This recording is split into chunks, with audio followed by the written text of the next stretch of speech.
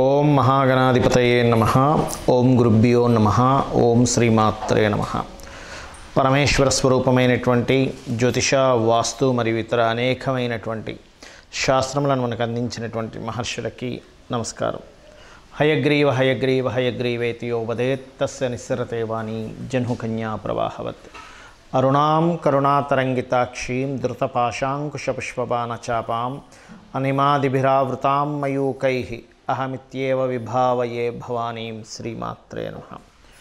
ప్రేక్షకులందరికీ కూడా ఆ లలితాంబిక అమ్మవారి యొక్క అనుగ్రహం పరిపూర్ణంగా కలగాలని మనస్ఫూర్తిగా కోరుకుంటూ మనం ఈరోజు చెప్పుకోబోయేటువంటి మాస ఫలితాల్లో ముఖ్యంగా కొత్త సంవత్సరం రాబోతుంది మనకి.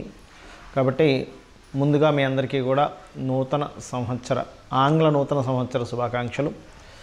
అలాగే మనకి ఈ యొక్క జనవరి మాసంలో అసలు గ్రహస్థితి ఏ విధంగా ఉంది చూసుకున్నట్లయితే, మేషరాశిలో గురువు, అదేవిధంగా కన్యారాశిలో కేతువు యొక్క సంచారము, వృశ్చికంలో శుక్రుడు బుధుడు సంచరిస్తున్నారు, ధనస్సులో రవి మరియు కుజుడు, మకరంలో శని భగవానుడు, అదేవిధంగా మీనంలో రాహువు. అయితే గ్రహాలు ఈ నెల ఏ ఏ సమయాల్లో ఏ ఏ తారీఖుల్లో మారుతున్నాయని చూసుకున్నట్లయితే, 8వ తేదీ బుధుడు ధనస్సులోకి మారుతున్నాడు. అంటే ఆల్రెడీ ధనస్సులోకి వచ్చి వెనక్కి వెళ్ళి మళ్ళీ వస్తున్నాడు అన్నమాట, మారుతున్నాడు. రెండవది ఏమిటి అంటే 15వ తేదీ ఈ యొక్క రవి భగవానుడు మకర సంక్రమణము అంటారు, సంక్రాంతి వచ్చింది కాబట్టి. అయితే నేను మీకు ఆ 15వ తేదీ ఒక రెమెడీ చేసుకోవడం వల్ల ఒక అద్భుతం జరుగుతుంది. అది నేను మీకు ఎండింగ్లో మీకు వివరిస్తాను. అలాగే చూసుకున్నట్లయితే 19వ తేదీ వృశ్చిక రాశి నుంచి శుక్రుడు ధనుసు రాశిలో సంచరిస్తున్నాడు. ఈ యొక్క గ్రహస్థితిని అనుసరించి ద్వాదశ రాశుల వారికి ఏ విధంగా ఉండబోతుంది అనేటువంటి విషయాన్ని చెప్తుంది. నేనైనప్పటికీ కూడా చెప్పిస్తుంది సాక్షాత్ లలిత అమ్మవారిగా భావిస్తూ ఒక్కొక్క రాశి గురించి మనం తెలుసుకుందాం. లగ్నం తెలియని వారు మేషరాశి చూసుకోవచ్చు. మీకు గురువు లగ్నంలో ఉన్నాడు. లగ్నంలో ఉన్న గురువు మీ యొక్క రాశికి పేరుని, ఆధ్యాత్మికతని, మీకు సంతానం కోసం ప్రయత్నం చేసే మీకు సంతాన అభివృద్ధిని, రాజకీయ అభివృద్ధిని, వివాహ సంబంధించినటువంటి విషయాల్లో ముందడుగు వేయడానికి చక్కగా ఒక మంచి ఫలితాన్ని అందిస్తున్నాడు. లగ్నంలో గురువు ఉండి లాభస్థానంలో శని భగవానుడు ఉన్నాడు. సర్వసాధారణంగా లాభశని అన్ని కర్మలు కూడా మీకు లాభదాయకంగా వెళ్ళేలా చేస్తుంది. అలాగే ధనాన్ని లేదా పార్ట్నర్షిప్స్, కొత్తగా పార్ట్నర్స్ అనుకోకుండా ఆకస్మికంగా కొంతమంది పార్ట్నర్స్ ఏర్పడడం అనేటువంటిది జరగనుంది. అది ఎప్పటి వరకు? 8వ తేదీ వరకు. 8వ తేదీ నుంచి మీకు బుధుడు మారిపోతున్నాడు. బుధుడు మారిపోయి రవి కుజులతో చేరుతున్నాడు.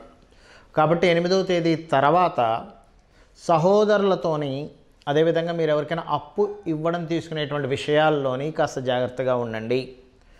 భూమి, గృహము, అదేవిధంగా ఎడ్యుకేషన్ రిలేటెడ్ విద్యా సంబంధించినటువంటి విషయాలు చాలా అనుకూలంగా ఉంటాయి, అందులో ఎటువంటి సందేహం లేదు. అలాగే పూర్వీకుల ఆస్తులకు సంబంధించిన విషయంలో దానికి సంబంధించిన ధనం ఏదైనా రావడం, లేకపోతే ఆ యొక్క ఆస్తికి సంబంధించిన విషయంలో వాటి యొక్క వాల్యూస్ పెరగడం అనేటువంటిది మీరు చూస్తారు.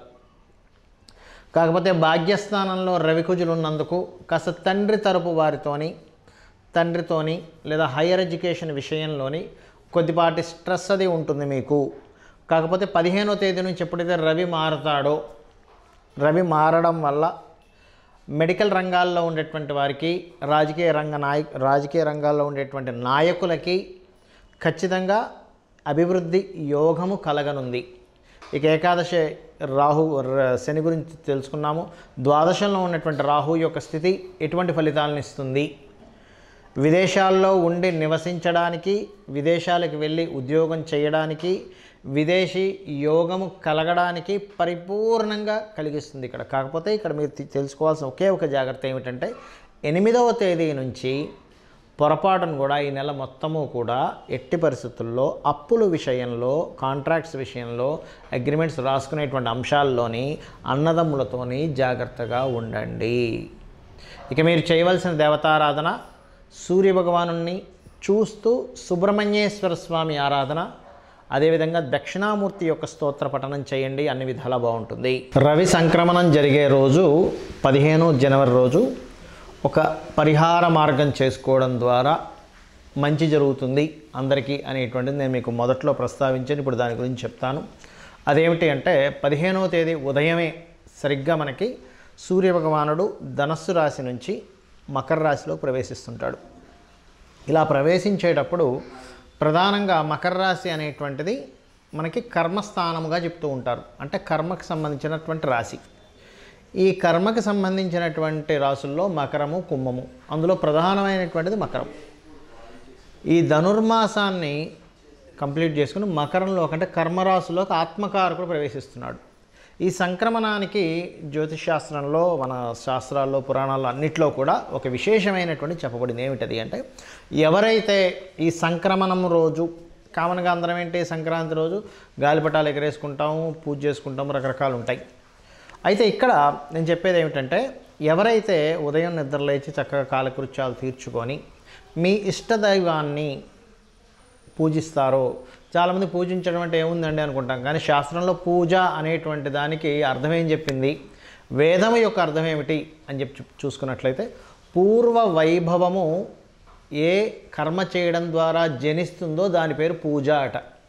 పూర్వ వైభవము ఏ కర్మ చేయడం ద్వారా జనిస్తుందో దాని పేరు పూజ. అంటే చూడండి, కొంతమంది అంటుంటారు, ఏమండి మేము పలానా ఒకప్పుడు అలా బ్రతికామండి, ఒకప్పుడు ఇలా బ్రతికామండి, మేము చాలా వైభవంగా ఉండేది, కానీ మరలా మేమన్నీ కోల్పోయామంటే శాస్త్రం చెప్పినటువంటిది, వేదం చెప్పినటువంటి అర్థం పూజ.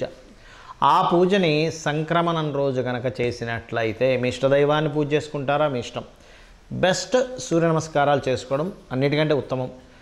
పితృదేవతలకు చేసుకోవడం ఇంకా అన్నిటికంటే ఉత్తమం సంక్రమణం రోజు. ఎందుకంటే రాశి సంక్రమించేటప్పుడు అందులో ప్రత్యేకంగా మనకి 12 రాసుల్లోనే సూర్యభగవానుడు సంక్రమిస్తుంటాడు. 12 రాసుల్లో సంక్రమించేటప్పుడు చేయొచ్చు, కానీ మకరంలో సంక్రమించేటప్పుడు మరింత విశేషం.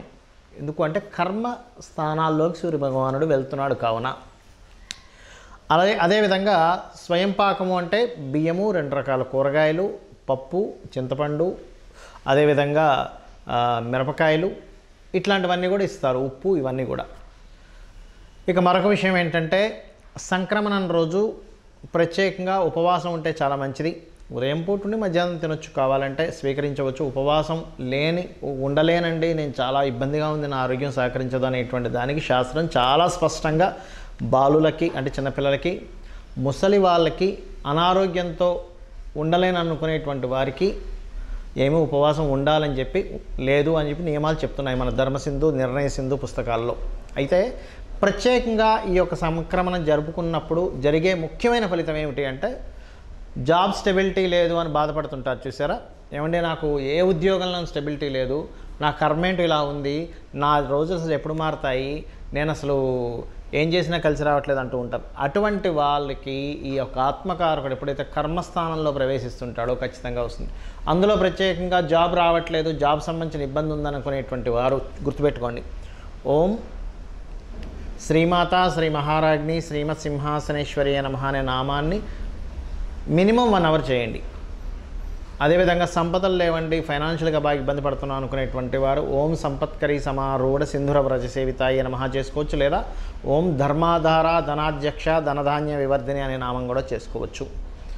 అనారోగ్యంతో బాధపడుతున్నాం అనుకునేటువంటి వారు ప్రత్యేకంగా గుర్తుపెట్టుకోండి, సర్వవ్యాధి ప్రశమని సర్వమృత్యు నివారిణి అగ్రగణ్య చింత్య రూప కలికల్మషనాశిని అయి నమః అనేటువంటిది చేసుకోవచ్చు. ఇలా మనకి లలితా సహస్రనామాల్లో 1 కాదు 1000 నామాలు చెప్పబడింది. నువ్వు దేనికి ఏ నామాన్ని చేసుకుంటావు. ఎలా అయితే మనం ఒక అనారోగ్య సమస్యలో ఉన్నప్పుడు మెడికల్ షాపుకి వెళ్ళి మీకు ఏ యొక్క ఔషధం తీసుకుంటే మీ యొక్క అనారోగ్యం సమస్య పోతుందో, అదేవిధంగా అమ్మవారి యొక్క నామాలన్నీ కూడా మన పాపకర్మలను తొలగించి మనల్ని ఒక గొప్ప మార్గం వైపు నడిపించడానికి, దీనికి మీరు ఏదో పెద్ద పెద్దవి ఏమో చేయాల్సిన అవసరం లేదు. గుర్తుపెట్టుకోండి, కేవలం అమ్మవారి సన్నిధిలో కూర్చొని కుంకుమతోనో అక్షింతలతోనో ఒక్కొక్క నామాన్ని అనుకుంటూ పూజ చేయొచ్చు.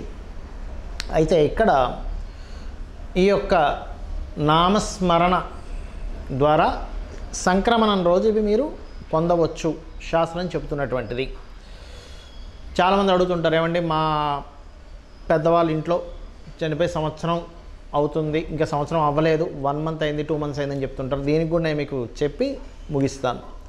11 రోజులు మాత్రమే నియమము. 11వ రోజు తర్వాత మీరు జపాలు తపాలు కామన్గా ఇంట్లో చేసుకునే నిత్యదేవత ఆరాధన ఆలయానికి వెళ్ళవచ్చు కూడా. అందుకే చూడండి 11వ రోజు మనం ఆలయంలో నిద్రించమని చెప్తారు. ఎందుకు అంటే ఆ రోజు నుంచి నువ్వు ఆలయ దర్శనం చేయవచ్చు, ఇంట్లో దీపం వెలిగించవచ్చు అని చెప్తూ ఉంటారు. ఎందుకు చెప్తున్నానంటే ఈ మాట, చాలామంది పూజలు చేస్తూ మాకు ఫలితం రావట్లేదు అనడానికి కారణం ఒకటే, ఇలా తెలిసి తెలియక ఆ సంవత్సరం పాటు దీపం వెలిగించకపోవడం వల్ల నెగిటివ్ ఎనర్జీ బాగా ఫామ్ అయిపోతుంది ఇంట్లో. అప్పుడు మీరు చేసే పూజలు ఎనర్జీ సరిపోదు ఒకటి. రెండవది అంటూ ముట్టు శుచి ఇవి ఖచ్చితంగా పాటించాలి. ఇవి పాటించకుండా మీరు ఎన్ని పూజలు చేసినా దాని ఎనర్జీ అక్కడ సరిపోదు, గుర్తుపెట్టుకోండి. ఎందుకంటే 1 అడుగు 2 అడుగులు ముందుకు వేస్తున్నారు, 4 అడుగులు వెనక్కి వేస్తున్నారు. ఎప్పటికి చేరుకుంటారు మీరు మీ యొక్క గమ్యానికి? 4 అడుగులు వెనక్కి వేయడం అంటే మీరు చేసే పూజకి తగ్గట్టుగా మీరు ఇంట్లో పాటించట్లేదు, అంటూ ముట్టు శుచి అనేటువంటివి పాటించట్లేదు. ఇవి పాటించకుండా మీరు ఎన్ని పూజలు చేసినా 2 అడుగులు ముందుకి 2 అడుగులు వెనక్కిలాగే ఉంటుంది పరిస్థితి. కాబట్టి ఇవి పాటించండి. ఈ యొక్క 15వ తేదీ మకర సంక్రాంతి సంక్రమణం రోజు మీ యొక్క శక్తి కొద్దీ మీరు ఎంత దానం చేస్తారో దానం చేస్తూ, ఎంత గోసేవ చేస్తారో చేయగలుగుతూ, ఎంత నామస్మరణ చేస్తారో చేయగలిగి మీ యొక్క జీవితాలను ఉద్ధరించుకోవాలని, ఆ యొక్క అమ్మవారి యొక్క అనుగ్రహం మీకు పరిపూర్ణంగా కలగాలని మనస్ఫూర్తిగా కోరుకుంటూ శ్రీమాత్రే నమః.